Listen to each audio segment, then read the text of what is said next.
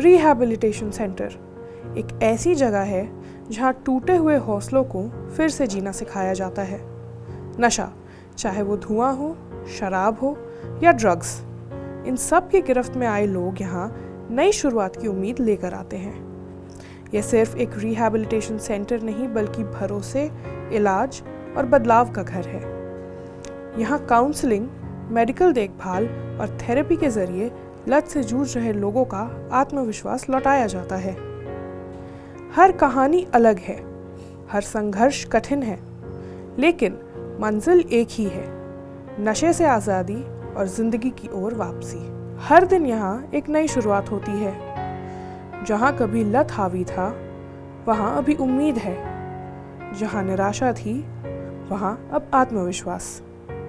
Rehabilitation centre की ये दीवारें सिर्फ इलाज की गवाह नहीं, बल्कि उन कहानियों की भी साक्षी हैं जिन्होंने हार नहीं मानी। नशे से जंग आसान नहीं, लेकिन सही साथ, सही इलाज और मजबूत इरादों के साथ वापसी हमेशा संभव है।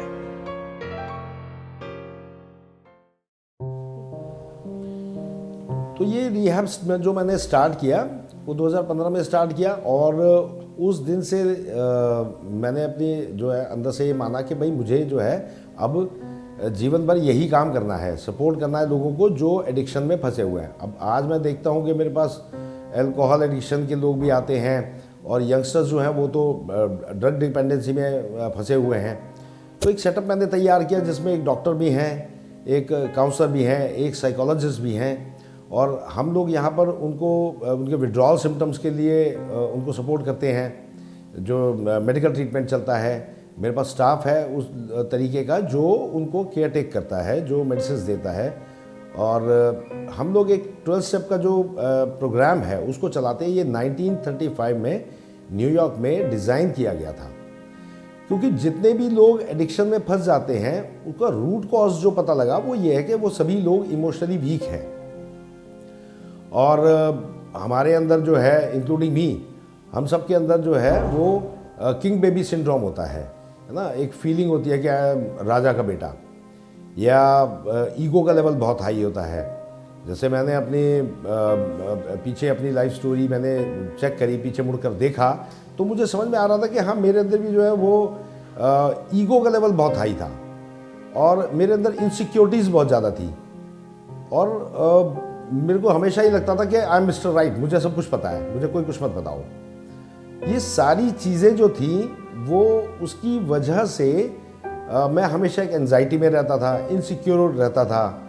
और ये सारी बातें अब जाके जब मुझे इस प्रोग्राम को मैंने किया तो उसमें मुझे पता लगा और ये मैंने आइडेंटिफाई किया। और जिस दिन मेरे को आइडेंटिफिकेशन मिली, जिस दिन मैंने इस बात को आइडेंटिफाई किया, तो उस दिन मेरे अंदर एक्सेप्टेंस आ गई कि हाँ, ये सारी प्रॉब्लम मेरे साथ हैं और इससे मुझे क्विट करना है। तो मैंने भी ये प्रोग्राम किया और इस प्रोग्राम को करने के बाद मैंने देखा कि मेरा ईगो का लेवल जो है वो मतलब ना के बराबर हो गया। तो ये सारी चीज़ें जो है मेरे साथ हुई, तो मुझे लगा कि भाई अब ये करना चाहिए। तो उसके लिए मैंने यहाँ पर इस प्रोग्राम को फॉलो करना शुरू किया और आज हमारे पास बहुत सारे पेशेंट्स हैं जो आते हैं, तो हम लोग उन्हें सपोर्ट करते हैं, उनको एक अच्छा एनवायरनमेंट देते हैं, ऐसा फील करते हैं कि वो जेल में नहीं है, वो एक हॉस्टल के अंदर है।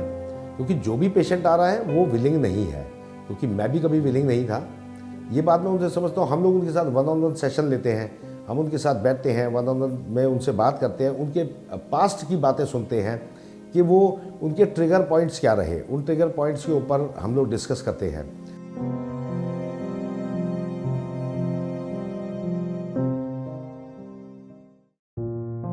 मैंने क्या कहते हैं 8th क्लास में निकोटीन शुरू कर दिया था, तो निकोटीन साथ साथ ही ले रहा था मैं। उस टाइम मैंने कोई भी मतलब एक्सपेंसिव ड्रग जैसे हो गई तो मैं वो यूज़ नहीं करता था।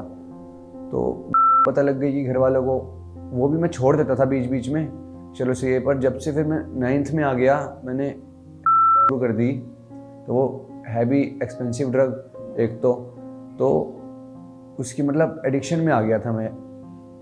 मतलब नहीं छूट रही थी, अगर नहीं पीऊँ तो बॉडी पेन, मतलब कुछ भी नहीं हो पा रहा था। घर वालों ने भी बहुत ज़्यादा समझाया, यहाँ पर भी भेजा नहीं, मतलब खुद ही आ जाता था मैं कि इस बार छोड़ देगा, इस बार छोड़ देगा, पर वो नहीं हो पा रहा था मेरे से बिल्कुल भी। अभी क्या एज है आपकी अभी मैम 17, और कौन से क्लास में पढ़ते हैं आप? 11th। तो मतलब लगभग आपको 3 साल हो गए यहाँ पर आते जाते। पेरेंट्स का क्या रिएक्शन था जब शुरू में जब आप 8th स्टैंडर्ड में थे, तब जब पेरेंट्स को ये चीज़ पता लगी तब उनका क्या रिएक्शन था? रिएक्शन तो यही था कि मतलब उनको जैसे ही पता लगा कि पीना इसने शुरू कर दिया, तो मैंने ही बताया कि गलती हो गई, ऐसे ऐसे, मतलब इमोशनली बहुत ज़्यादा टच है वो मेरे से। तो उस वजह से उन्होंने कहा चल छोड़ देगा। फिर मैंने ही रिहैब का उन्हें वो करा, सजेस्ट की यहाँ पे जाके देखता हूँ कि क्रेविंग भी ख़त्म हो जाएगी, एक ट्रीटमेंट ले आऊँगा अपना। तो पर वो फिर घर गया, थोड़ा बहुत मेंटली चला कि नहीं यार एक बार करके देख लेता हूँ। तो वो एक बार जैसे ही करा तो फिर वो आ गया एक रेगुलर वे में कि नहीं यार चाहिए ही चाहिए। बॉडी पेन और बहुत सारी तो withdrawal symptoms हो रहे थे। किसने इन्फ्लुएंस किया, मतलब दोस्तों के प्रेशर में आकर किया या खुद का मन था आपका? नहीं मैम, एक लोनलीनेस हो जाती है ना, इमोशंस, बहुत ज़्यादा इमोशनल हो जाता हूँ मैं। जैसे अकेलापन हो जाता है कभी कभी कि नहीं यार एक बार करके देख लेता हूँ। तो बस वही है मैम। कैसी लोनलीनेस आपको फील होती थी जो आप बात कर रहे थे लोनलीनेस की? लोनलीनेस का क्या है, जब भी यहाँ से घर जाता था अपने, तो घर में 24 घंटे तो मैं बात कर नहीं सकता अपने घर वालों से कि ऐसा है कि मैं अपने घर वालों से 24 घंटे ही बात करता रहूँ, ऐसे तो मैं कर नहीं सकता।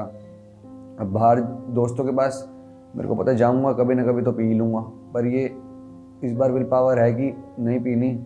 तो दोस्तों के पास जाता था, वो भी इधर उधर घूमते रहते थे। फिर गर्लफ्रेंड से मिल लिया भी, ये तो है नहीं कि जो 24 घंटे वो भी मेरे साथ ही रहेगी, या उससे भी 2-4 दिन में एक बार मिलना जुलना हो जाता था अपना। बस वही घर पे बैठा रहता था, एक लोनलीनेस ट्रिगर कर जाती थी मेरे को कि यार कोई नहीं एक बार कर लेता हूँ अब। तो वो एक बार जैसे ही कर लेता हूँ तो वो रूटीन में ही हो जाता है। तो 3 साल में ये कितनी बार आ चुके हैं आप यहाँ पर? 4 बार में, दिस इज 4th टाइम। और इस बार आप किस नशे की वजह से आए हैं यहाँ पर? वो अल्कोहल भी एक रीज़न था या अल्कोहल नहीं है आपका? अल्कोहल। ठीक है। जब आप पहली बार इस बारी जब आप आए एडिक्शन की वजह से, अचानक से जब पहले दिन सारी चीज़ें छोड़नी पड़ रही थी, तब आपको बॉडी में कुछ चेंजेस महसूस हुए, दिमाग में कुछ चल रहा था आपके? यस मैम, दिमाग चल नहीं रहा था उस टाइम कुछ भी, मतलब बॉडी पेन हो ही जा रहा था और विड्रॉल सिम्टम्स भी हो रहे थे बॉडी में थोड़ा। बट मैम यहाँ पे मेडिकेशन बहुत अच्छी मिल गई थी, तो 2-3 दिन में ही मैं एक अच्छा रिकवर हो गया था मेरा अंदर।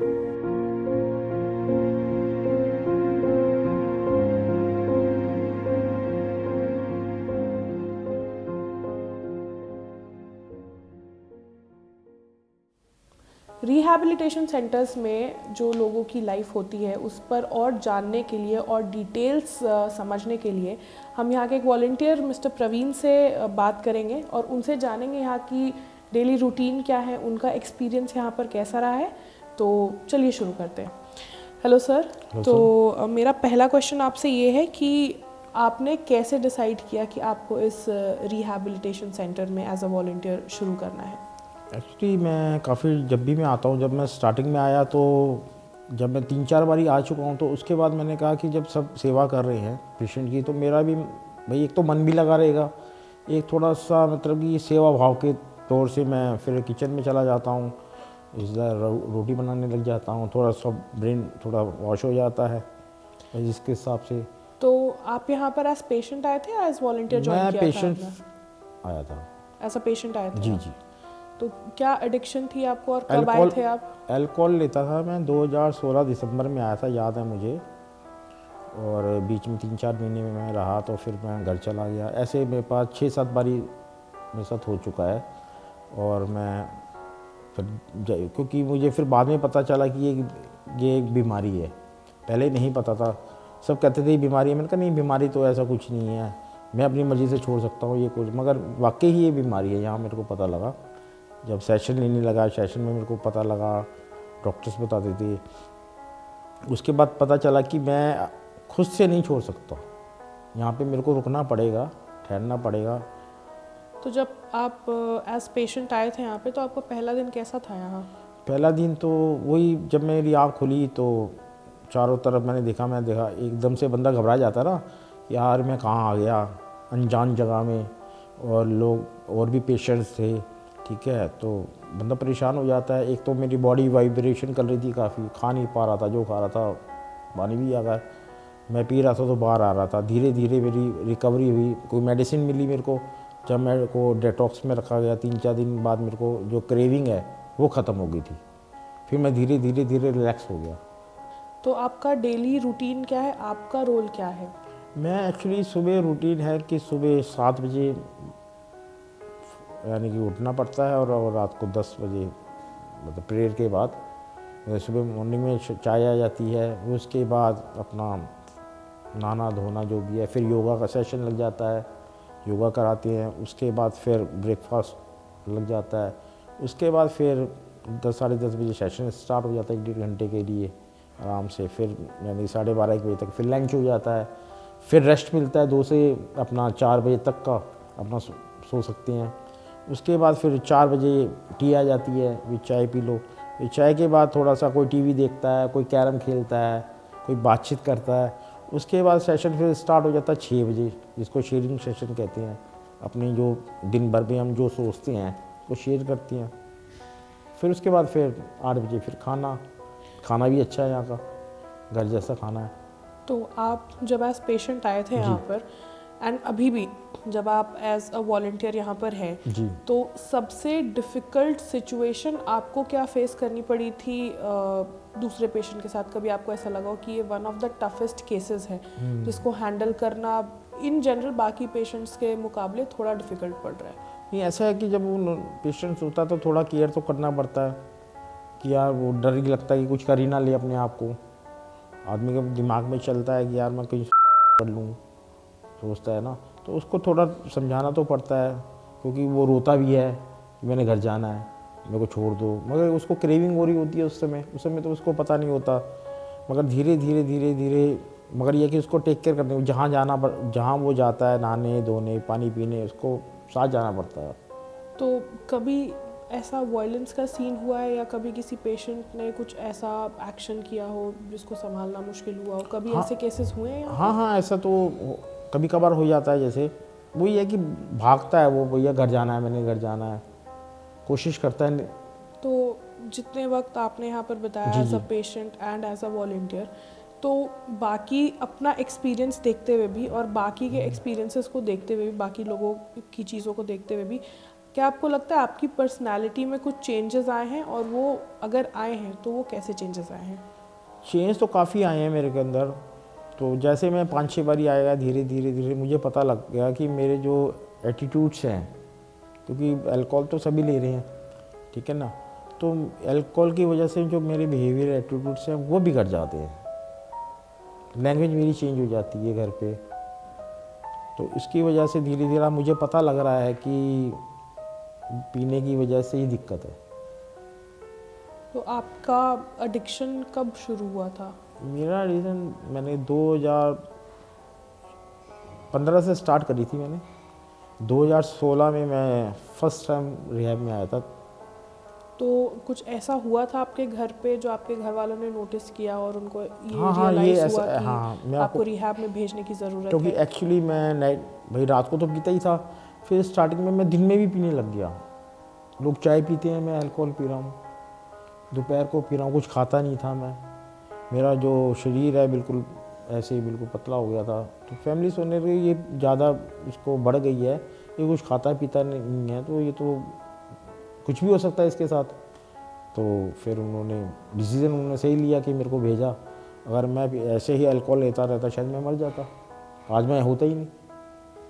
तो जब आप यहाँ रिहैब में आए, जी, फिर जी। आपने बताया कि आप कुछ महीने यहाँ रहकर निकले, फिर आपकी एडिक्शन रिलैप्स हुई, आप फिर यहाँ पर 3-4 महीने, तो वो कैसे हुआ? मतलब क्या आपके दिमाग में चल रहा था, या क्या उस टाइम आपके प्रोसीजर था आपका कि आप दोबारा उस चीज़ में हाँ, चले कुछ गए? टाइम मैं मतलब कि जब यहाँ से गया तो कुछ टाइम तो मैं ठीक चला। उसके बाद जैसे फैमिली में या किसी ने कुछ कह दिया हो या कोई बात हो गई हो तो वो कहता है, मैं सोचता रहता था, वो अपने माइंड में लगा लेता था। इस वजह से मैं अपनी बात को शेयर नहीं कर पाता था। उसकी वजह से फिर मैं दोबारा अल्कोहल स्टार्ट कर देता था। फिर उसके बाद फिर गिल्ट शुरू हो जाती थी, मैंने क्यों पी, मेरे को नहीं पीनी चाहिए थी। मैं इतने टाइम में 15-20 दिन, फिर मेरे को पता लगा ये तो एक्चुअली बीमारी है। तो उस वजह से मैं धीरे धीरे अब थोड़ा सा मैं ठीक हूँ। अब मुझे अपने में काम कर रहा हूँ जो मेरे को बताते हैं। तो यहाँ पर जितनी काउंसलिंग हुई है, जो भी आपके मेडिकेशंस हुए हैं, जितने भी प्रोसीजर्स हुए, आपको लगा है उन्होंने काफ़ी असर दिखाया है? हाँ, काफ़ी दिखाया, क्योंकि मैं ना पहले अपने से प्यार नहीं करता था अपनी लाइफ से। आज मैं अपने से प्यार करता हूँ। आज चीज़ें समझ आ रही हैं मेरे को कि गलती सारी मेरी है। अगर मैं ऐसा ना करता तो मैं आज यहाँ पे रह में नहीं होता। मुझे ये नहीं पता कि मेरे बच्चे कब बड़े हो गए। अब कॉलेज में हैं, छोटे छोटे से थे, और उनकी बचपना तो मैं देख ही नहीं पाया, क्योंकि खुद ही मैं एडिक्शन में था मैं, इस वजह से। अब थोड़ा सा पता लगता है कि आज दोनों बेटे कॉलेज में हैं। कभी कभी सोचता हूँ मैं इस बात को ना, कि अपनी लाइफ तो ख़राब करी और बच्चों का पता ही नहीं चला कब बड़े हो गए, कब क्या हो गया, कब अब मेरे बराबर हो गए हैं।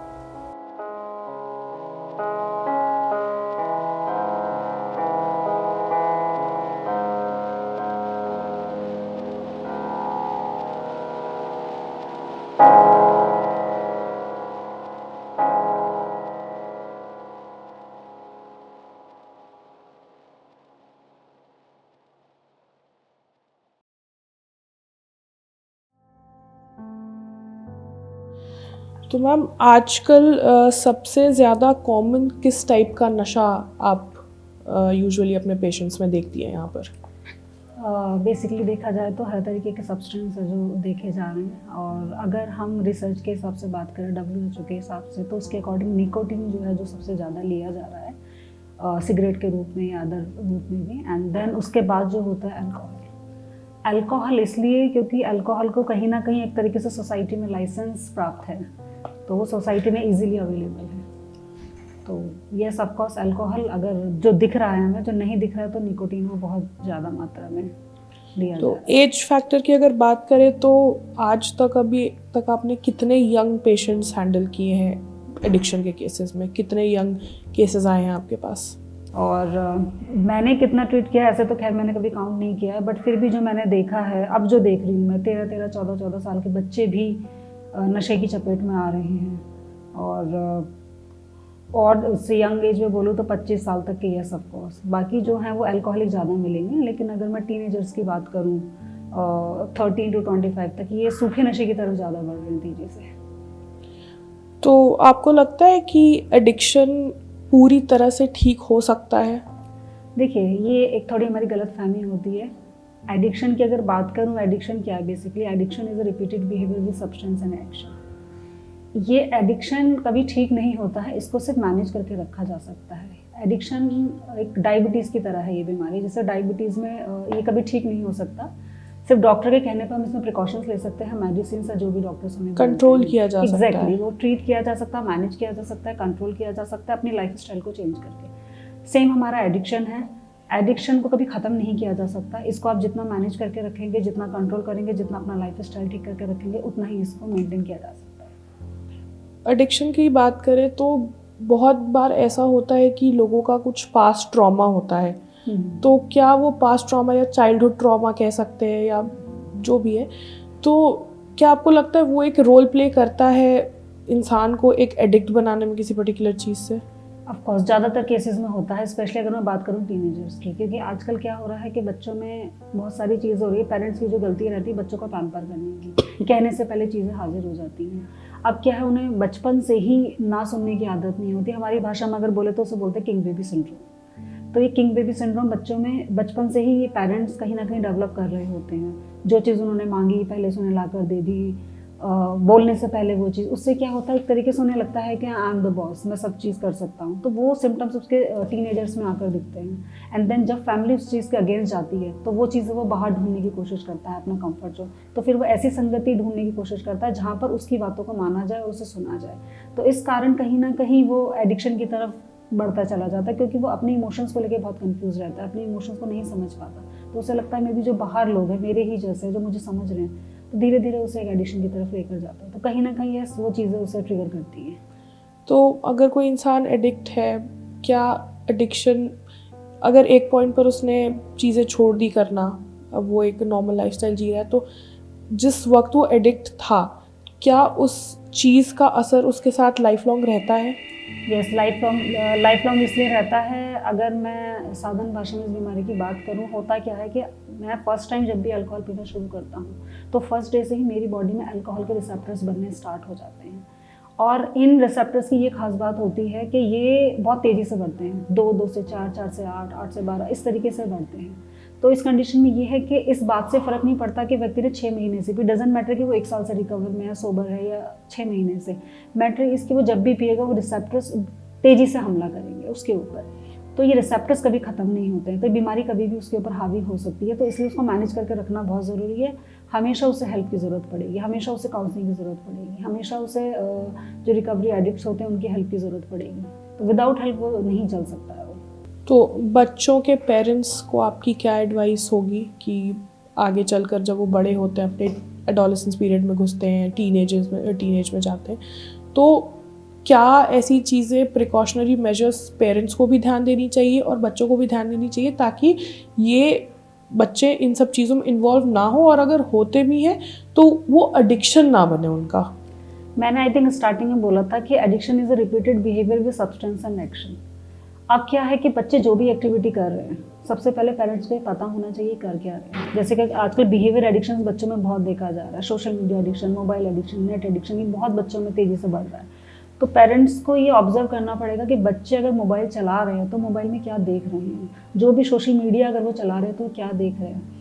एंड सेकेंडली, बच्चों को बहुत ज़्यादा पैम्परिंग ना की जाए, उनको थोड़ा मोरल सपोर्ट मिले, बट उनको वैल्यूज़ भी सिखाई जाए। हर चीज़ तुरंत हाजिर ना की जाए। उन्हें पता होना चाहिए अगर आज मुझे एक पेन की भी ज़रूरत है तो वो आपको फ्री में पेन नहीं मिलने वाला, उसके लिए आपको थोड़ा मेहनत करना पड़ेगा तब वो मिलेगा। तो हर चीज़ वो ईजिली अवेलेबल ना कराई जाए और बच्चों को सुनने की कोशिश करें। कभी कभी पेरेंट्स क्या होता है, इग्नोर करते हैं, बच्चा कुछ कहना चाहता है बट वो सुनना नहीं चाहते, शायद उनके पास टाइम नहीं है। आजकल वर्किंग पेरेंट्स हो रहे हैं, बच्चों को उतना टाइम नहीं दे पा रहे, तो ज़रूरत है बच्चों को टाइमिंग देने की। क्वालिटी देना है, क्वांटिटी नहीं देना है, क्योंकि पेरेंट्स की ज़्यादातर क्या होता है कि यार संडे है, पूरे दिन तो हम बच्चों के साथ हैं। आप पूरे दिन तो बच्चों के साथ हैं, बट आपने उनके साथ टाइम कितना स्पेंड किया, इट्स इम्पॉर्टेंट। तो क्वांटिटी नहीं देखना है, क्वालिटी देखना। आप वैसे 2 घंटा बच्चे के साथ बैठें, बट 2 घंटे उनके साथ वो आपको क्वालिटी टाइम स्पेंड करना है। आप उनके साथ गेम खेलें, उनके साथ नॉर्मल टॉक करें, जनरल टॉक करें, क्या हो रहा है पूरा दिन, क्या शेड्यूल है, कैसे स्कूल है, सिंपल टॉक एकदम। आप उनके साथ घूमें फिरें, कुछ भी करें, बट वो क्वालिटी टाइम बच्चों को देना, जिससे कि आप बच्चों के हाव भाव को समझ सकें, वो क्या कहना चाह रहे हैं, उन्हें सुने समझें। And love, care and concern.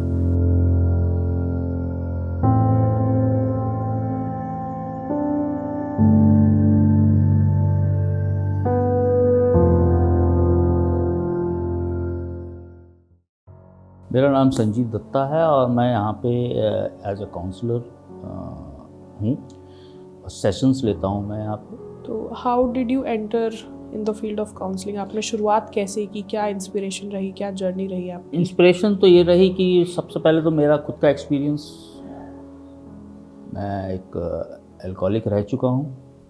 हाँ, आज मैं यूजिंग में नहीं हूँ, लेकिन मैं आज भी अवेयर रहता हूँ, और वही अवेयरनेस के कारण मैं इस फील्ड में गया कि आज मैं ठीक हो रहा हूँ या मुझे फ़ायदा हो रहा है, तो जो ठीक होना चाहते हैं, जो ठीक हो सकते हैं, उनको हेल्प प्रोवाइड कराई जाए। तो आप किस तरह की काउंसलिंग प्रोवाइड करते हैं, क्या इंक्लूड होता है आपके सेशंस में? मेरा सेशन में मेन होता है कि डिज़ीज़ पार्ट पे काम करता हूँ मैं। बेसिकली अल्कोहलिज्म जो है वो एक डिज़ीज़ है, और शराब में समस्या नहीं है, ड्रग्स में समस्या नहीं है, बहुत सी दुनिया उसको यूज़ करती है, लेकिन जो एक बीमारी में जा चुका है एक व्यक्ति, वो नशे के अलावा बाकी कोई भी चीज़ ढंग से नहीं कर पा। नशा बहुत अच्छे ढंग से कर रहा है, झूठ बोल के, गुमराह करके या बेवकूफ़ बना के सब कुछ कर रहा है वो, लेकिन काम से हटता जा रहा है, अपने रिस्पॉन्सिबिलिटीज से हटता जा रहा है, सेहत ख़राब हो रही है, रिश्ते ख़राब हो रहे हैं, ये सब कुछ हो रहा है, वो उसको नहीं दिख रहा। वो यहाँ पे सेशंस में उनको बार बार बताया जाता है कि भैया आप जो हो अगर एक ट्रीटमेंट सेंटर में आए हैं, एक रिहेबिलिटेशन सेंटर में आए हैं, तो उसका मतलब है कुछ। अगर आपकी फैमिली ने एक ये कदम उठाया है, इसका मतलब है कि कोई चीज़ सीरियस है। क्योंकि जब हम लोग बात करते हैं एडिक्शन की, जब किसी इंसान को ऐसी लत लगी रहती है, अगर उसे छोड़ना है, तो इसमें सबसे ज़्यादा इम्पॉर्टेंट रोल होता है विल पावर का। तो क्या आपके काउंसलिंग में ऐसे एलिमेंट्स होते हैं जो उनको हेल्प करते हैं उनकी विल पावर स्ट्रॉन्ग करने में? तो अगर आप बिल्कुल उस पर कुछ एलिमेंट्स बता होते सकें। हैं, क्योंकि हमने उनकी जो मेंटल जो पावर है उसको बढ़ाना है, वो बहुत वीक हो गई है। और रही विल पावर की बात, वो विल पावर तो अपनी सब्सटेंस में लगा रहे हैं, झूठ बोलने में लगा रहे हैं। हाँ, पैसा कैसे आएगा, घर वालों को बेवकूफ़ कैसे बनाना है, उसमें लगाया जा रहा है। वो लड़ने में लगा रहा है, वो बहस करने में लगा रहा है। वही सेशंस के उसमें उनको बताया जाता है कि आप वहाँ से हटके अगर आप अपनी विल पावर इसमें लगाएं कि मेरे को शराब नहीं पीनी है, ड्रग्स नहीं लेने हैं, प्लस अपनी चीज़ों पे काम करना है, ऑटोमेटिक हो जाएगा। समय लगेगा, ये टाइम लेता है। आपको लगता है पीयर प्रेशर, सोशल मीडिया, ये सारी चीज़ें बहुत इन्फ्लुएंशियल होती हैं किसी भी इंसान को एडिक्ट बनाने में? बिल्कुल होती है, पीयर प्रेशर तो पड़ता ही है। यहाँ से निकलने के बाद अक्सर हम लोगों ने यही हम लोग जब पूछते हैं, कोई वापस आता है तो उससे पूछते हैं क्या हो गया था, वो शादी में गया था तो रिश्तेदारों ने प्रेशर मार दिया, घर गया तो फ्रेंड सर्कल में प्रेशर आ गया, तो वो प्रेशर होता है उसके पास। घर पे जाता है तो घर वालों का प्रेशर होता है, काम करो काम करो काम करो। अभी वो इतना सक्षम नहीं हुआ कि वो काम करे। हम उनको एक एडवाइस करते हैं कि आप थोड़े समय यहाँ से जाने के बाद थोड़ा समय रिलैक्स करें, पहले एडजस्ट करें अपने आप, फिर चाहें जो भी आप काम करना है बिल्कुल करना है, 100% करना है। तो ज़्यादा डिफ़िकल्टीज़, ज़्यादा काउंसलिंग देने की जहाँ तक बात करते हैं, ज़्यादा डिफ़िकल्टीज़ आपको क्या लगता है कम एज वालों को देने में होती है या जिनकी एज थोड़ी ज़्यादा हो गई जिनकी? क्यों? उनको पहले कह रहे हैं कि हम तो 35 साल से पी रहे हैं, अभी तक हमें दिक्कत नहीं आई है ना, अब क्यों आई है? तो उनको अलग तरीके से ट्रीट करना पड़ता है। लेकिन जो यंग है, 20 साल 22 साल 28 साल 30 साल, जो कह रहा है मैंने अभी तो 10-12 साल ही पी है या 6 साल पी है, ये प्रॉब्लम क्या है, उसको थोड़ा जल्दी समझ में आ सकता है, उसको जल्दी वो कन्विंस हो सकता है ना। बड़ी उम्र वालों को थोड़ा सा दिक्कत होती है, लेकिन हो सकता है, वो भी हो सकता है, उसमें उन पे भी काम हो सकता है। फैमिली सपोर्ट भी काफ़ी बड़ा रोल बिल्कुल, प्ले फैमिली करती है। सपोर्ट सबसे पहले, क्योंकि फैमिली ही सपोर्ट चाहिए। हम तो खैर मैं तो खुला बोलता हूँ, हम तो आउटसाइडर्स हैं, डॉक्टर आउटसाइडर है, लेकिन जो फैमिली है वो तो अपने हैं।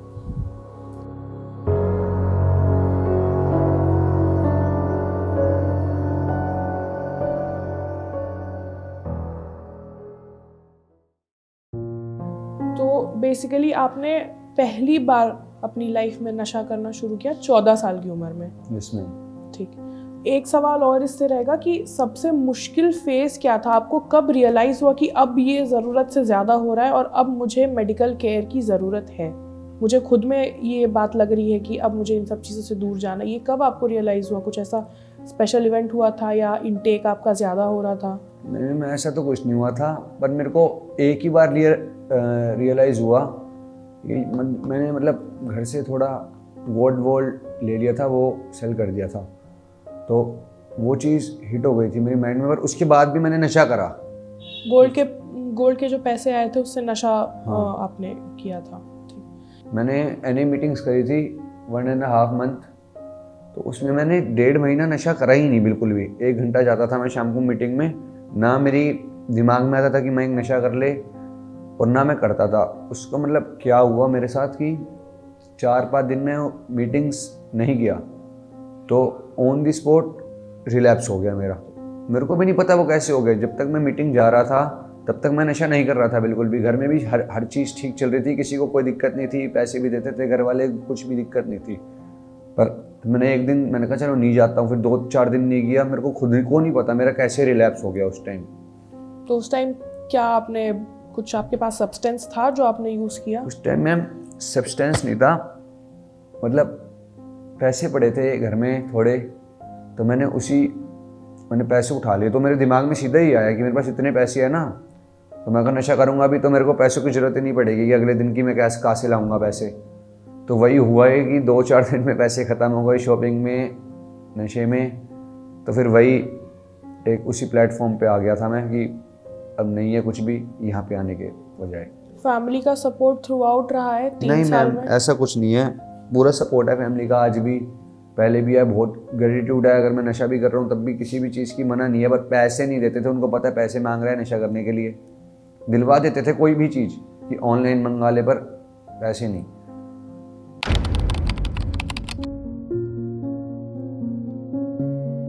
मैं जिम्मेदार हूँ जब कहीं भी कोई भी मदद की पुकार करता है तो उसके लिए मैं जिम्मेदार हूँ। हे ईश्वर हमें आत्म शांति दो, उन चीज़ों को स्वीकारने की जिन्हें हम बदल नहीं सकते, हिम्मत दो उन चीज़ों को बदलने की जिन्हें हम बदल सकते हैं।